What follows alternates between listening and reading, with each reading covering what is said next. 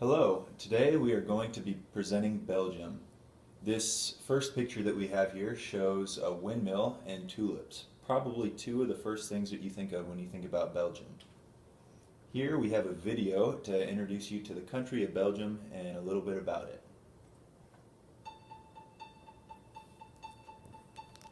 Belgium has the reputation of being the dullest country in the world. Inhabited only by friendly people who eat mussels with French fries and mayonnaise and produce Swiss chocolate. To cut a long story short, which is necessary if you really want to understand why the formerly fourth greatest power in the world is now close to being cut in really very small, shitty pieces, Belgium is definitely, totally, completely boring. Boring? Belgium? Actually, we found some evidence that this is nothing but an unfair prejudice. Belgium is actually one of the strangest countries in the world. To begin with, they have the only monument that is 20 centimeters high and pisses in front of you. They have the only prime minister who, when asked to sing the national anthem, mistakenly sings the French one. They have the only landmark building that's made exclusively of, balls. For over 150 years, Belgium has produced the best experts in engineering the most inefficient political structure. Belgium excels at making everything as complicated as possible in their three national languages, Dutch, French, and German. They have one central government. Then they have three regions, each with a government that has as much power as the central government. This is a very good way to make running the country totally impossible. Fortunately, only the region of Brussels in the centre is bilingual in French and Dutch. The Flemish region is monolingual in Dutch. Although there are administrative services for the French-speaking here, here, and also here, and oh yes, here. And French-speaking citizens can be judged in French in the so-called BHV county, where a strong minority speak French. Wallonia is also a pure French-speaking territory. Well, except here, and also here, where the German-speaking minority lives. So, to deal with these numerous minorities, the Belgian Wittloff technologists decided that three regions were not sufficient and added three additional structures called the communities. There are three communities, Dutch, French, and German. Like the central state, and like the regions, each community has a government and a parliament. And, for instance, the French community supply cultural and social services to the French-speaking people in Wallonia and in Brussels. But they may not supply any services to the 300,000 French-speaking fellows in Flanders, because Flanders is monolingual and foreign speakers must speak Dutch. Godverdomme. The German community can only act in Wallonia, the French-speaking region, while the Dutch community acts in the Brussels region or in Flanders. So you see, a French-speaking family in Brussels could depend on the central government for granddaddy's pensions, on the French community government for the music academy, the Dutch community government for the children's school, the Brussels government for the garbage recycling, and so on. So, as a whole, you can have ministers of 4 different governments working for one Brussels family. Now you'll understand why Belgians can't live together and they can't live apart. The Belgian people are definitely a marvel of Wittloff technocracy, designed to make all simple things catastrophically complicated. And it works, which means that it doesn't work at all. Well, to be honest, one thing unites the different communities of this strange little naughty country. They all agree that their national dish is called French fries in English. French fries with mayonnaise. Frites met mayonnaise. Frites à la mayonnaise. Frites met mayonnaise.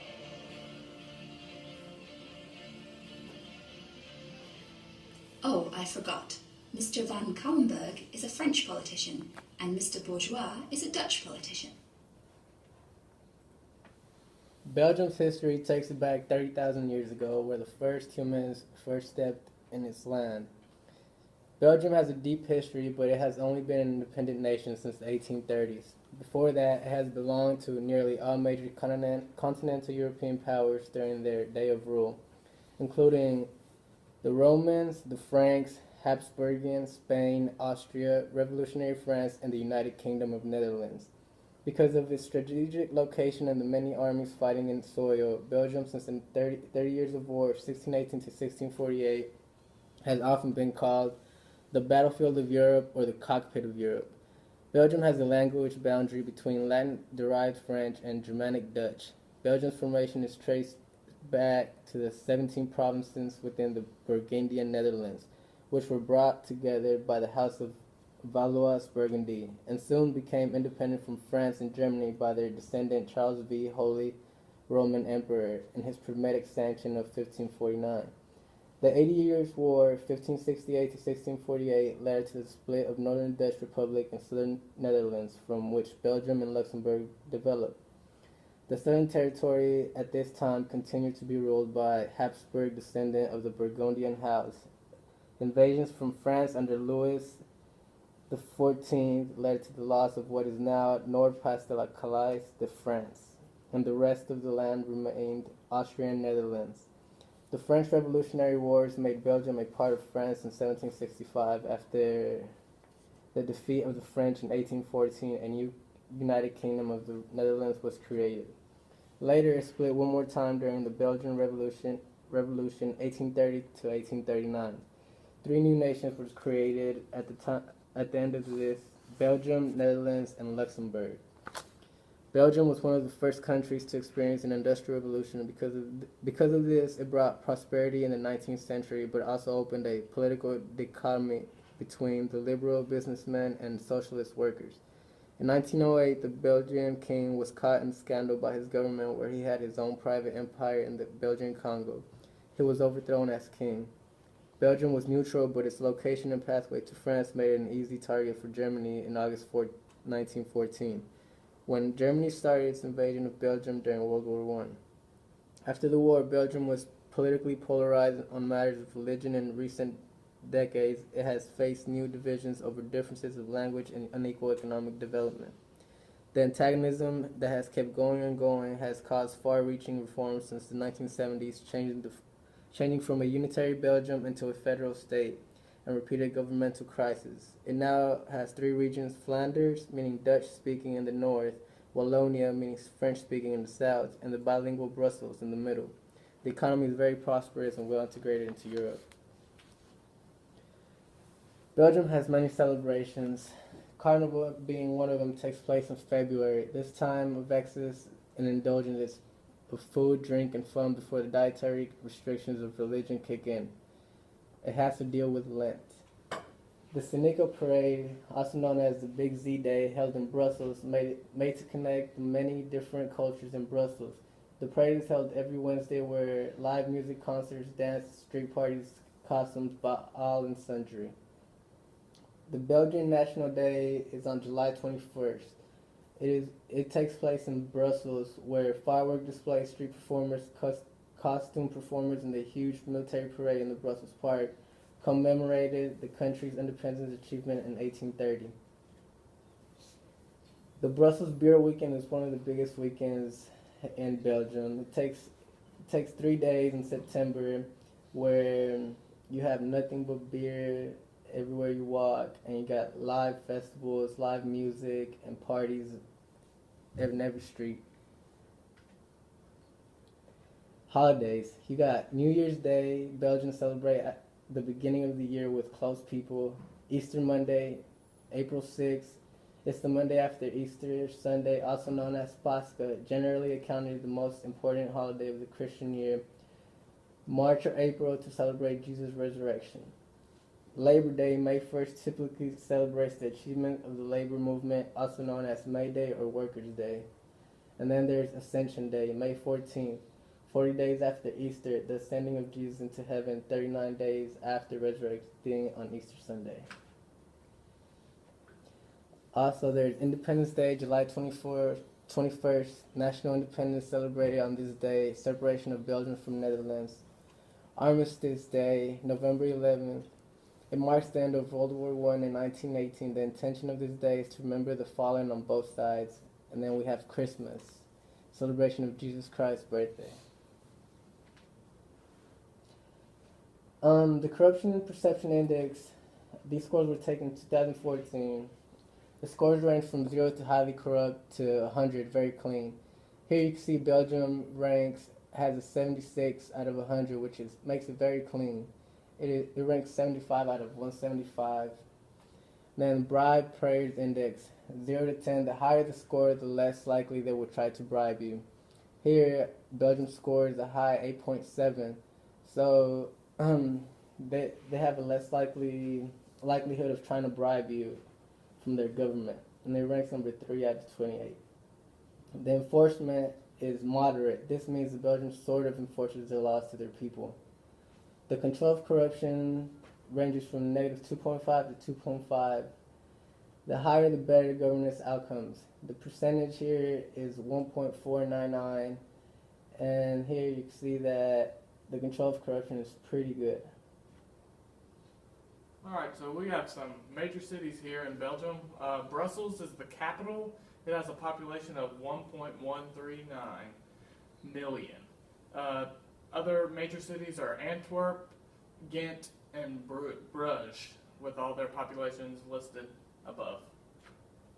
Here's demographics of Belgium. 97% of the Belgians live in cities. We already talked about how Belgium has 3 official languages, the Dutch, French, and German. The northern part speaks Dutch, also known as Flemish to them.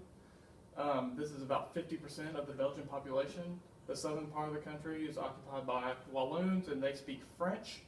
That's about 33% of the population. And there's other smaller parts of the country that also speak German. Belgium's economy. It is a constitutional monarchy, as the video talked about earlier. It's kind of a messed up system, but somehow Belgium makes it work.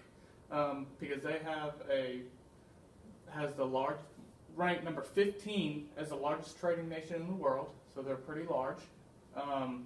Antwerp, one of the main cities, is also known as the current capital of the diamond industry. So that's a fun fact for you. 1,500 diamond firms are located in this city. International politics are big in Belgium. Brussels is the de facto capital of the European Union. It is also the home of NATO, the North Atlantic Treaty Organization. Many other international political identities call their home Brussels, so much so that a popular nickname for the city is the capital of Europe. Religion. As you can see by a majority of Catholic holidays were observed, the majority of Belgium is Roman Catholic, and the small minority would be Protestant, Muslim, or Jewish. Food. Food is a very big deal here in Belgium. Belgium is known for its fine cuisine. There are a large amount of top-rated restaurants. Moules frites, aka mussels and French fries with mayonnaise, is the nation's dish. Belgian waffles are also very popular, along with Belgian chocolate. Belgian chocolate is a famous food from around the world. They are known for chocolatiers such as Godiva, Leonidas, and Nieuwhaas. The national drink is also beer. That's a surprise. Sports. Like everywhere else in Europe, football, aka soccer, is very, very big here in Belgium. The biggest team would be the Belgian national team. They've been a powerhouse in world football for quite some time. They're known as the Red Devils, and they actually knocked out the U.S. in this year's World Cup, which kind of sucked.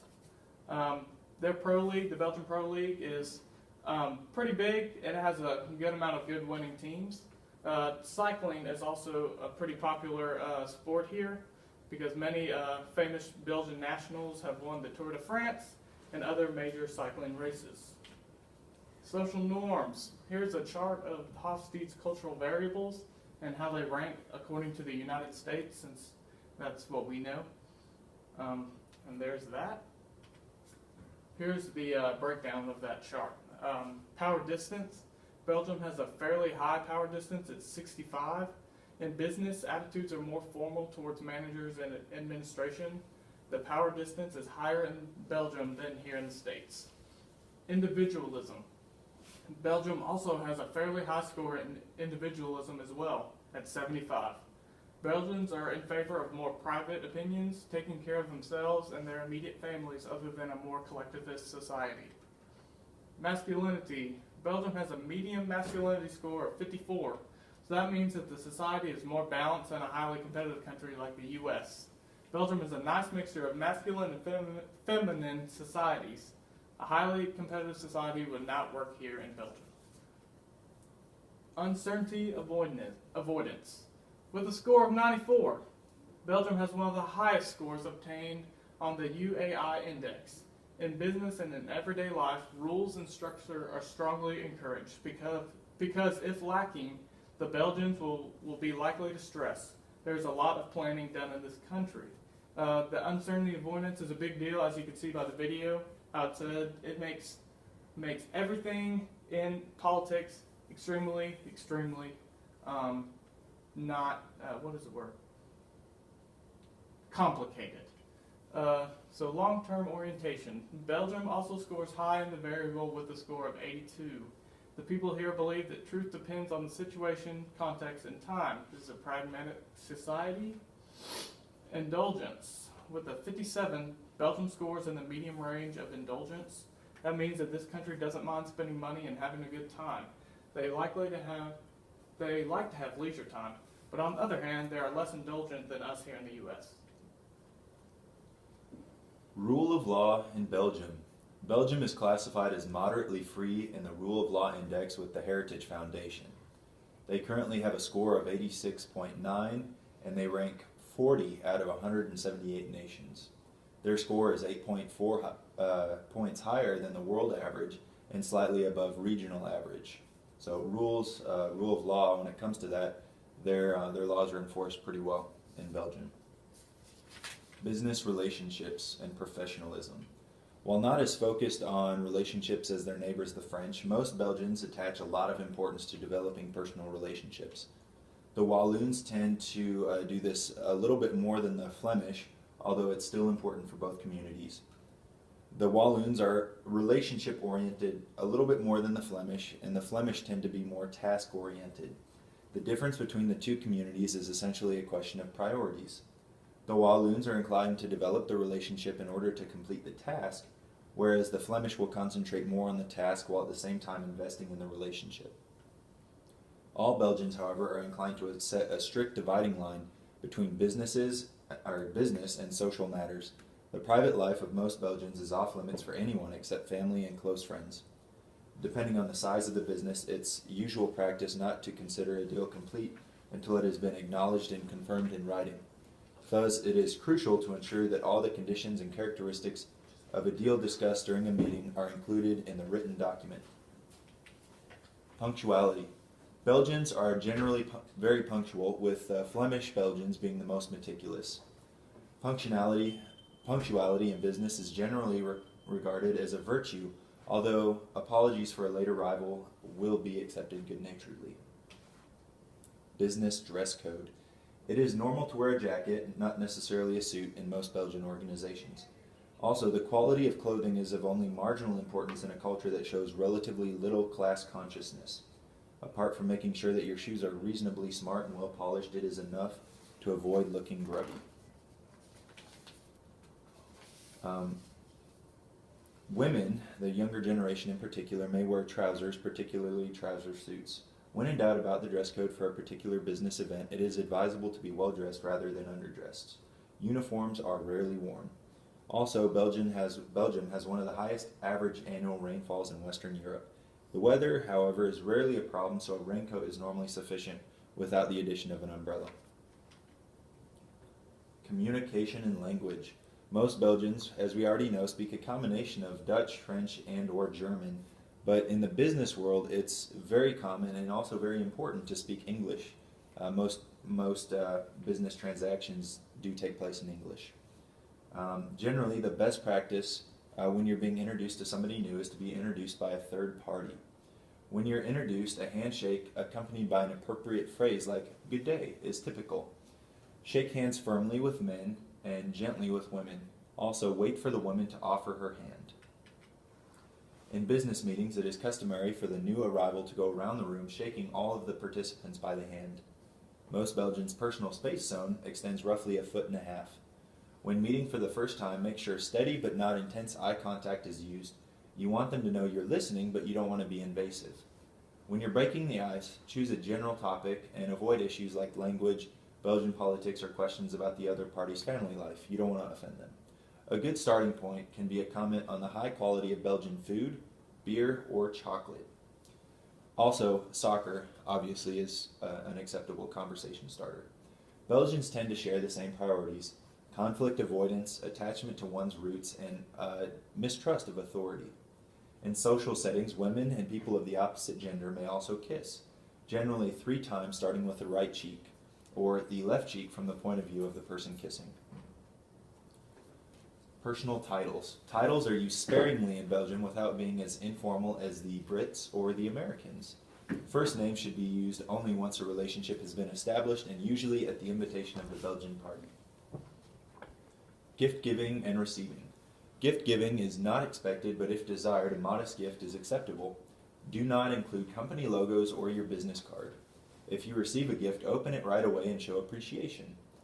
If you are invited into a Belgian home, it is very acceptable to bring a gift. Flowers and chocolates are good, but do not bring wine. The rules on flowers are the same as for most other European countries. No chrysanthemums or carnations, and no yellow flowers. Yellow implies that her husband has a mistress, and the flowers should definitely be sent in advance. Also, a handwritten note of appreciation the day following visiting the Belgian home will also always be welcome. The end.